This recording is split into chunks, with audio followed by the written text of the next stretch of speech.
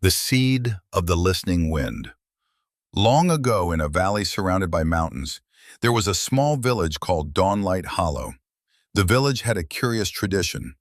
On their 10th birthday, every child was given a seed to plant. The elders believed that each seed would grow into a tree shaped by the child's deepest wish. Some trees bore golden apples. Some blossomed with flowers that glowed at night. Some even produced fruit that sang in the rain. This year it was a quiet girl named Erin's turn. Chapter 1. The Seed That Would Not Sprout. Erin was not like the other children. She did not dream of becoming a knight, nor a scholar, nor a famous explorer. When people asked her what she wanted to be, she often paused too long before answering. But she loved the sound of the wind. On her 10th birthday, the village elder placed a pale silver seed in her palm. "Place your wish inside it," he said gently. Erin closed her eyes, but no clear wish came. At last she whispered, "I hope I can find my direction." She planted the seed in the soft earth beside the others. Within days, the other children's seeds sprouted bright green shoots. Erin's soil remained still. One day passed, 3 days, a week. Nothing. Whispers drifted through the village. Perhaps she didn't wish strongly enough. Perhaps the seed rejected her. Erin tried not to listen, but her chest felt heavy, as though a stone rested there. Chapter 2. The Invitation. One night, unable to sleep, Erin sat by her window. A breeze slipped through the open frame. It did not rush past as wind usually does. It circled her room gently, almost deliberately. Then it brushed against her cheek. "Come," it seemed to say.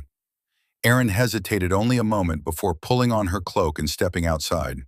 The wind guided her beyond the last cottage, past the lantern-lit paths, into a clearing she had never seen before.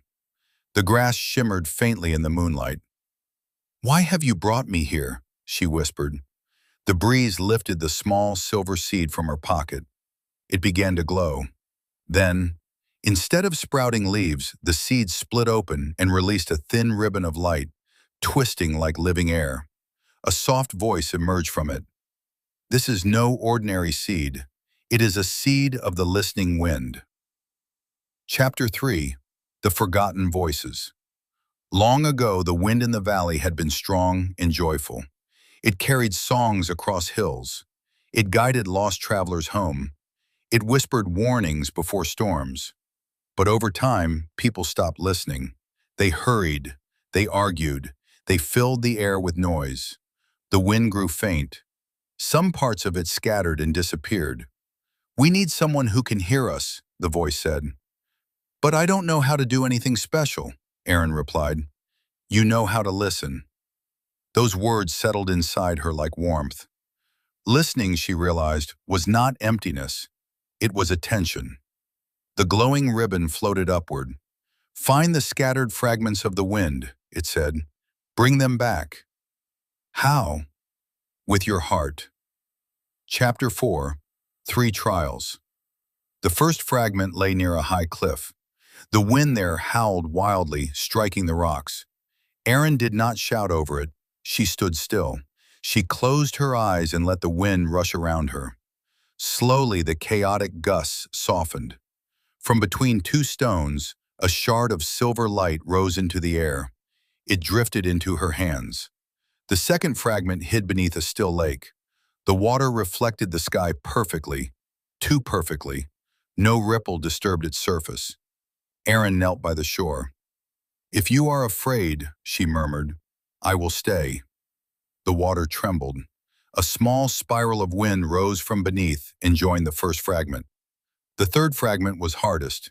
It was in the center of the village. People were talking, bargaining, laughing, arguing. No one noticed the wind pushing against shutters and flags. Erin stepped into the square. "Please," she called out, "be quiet for just a moment." The villagers looked at her in surprise. For a heartbeat, silence fell. In that silence, the wind moved freely again. Cloth banners fluttered. Chimes rang softly. A final piece of silver light floated down. It returned to the seed. Chapter 5. The Tree of Air. When the fragments joined, the seed transformed. It did not grow bark or leaves. Instead, a transparent tree formed, woven from light and moving air. It shimmered at dusk.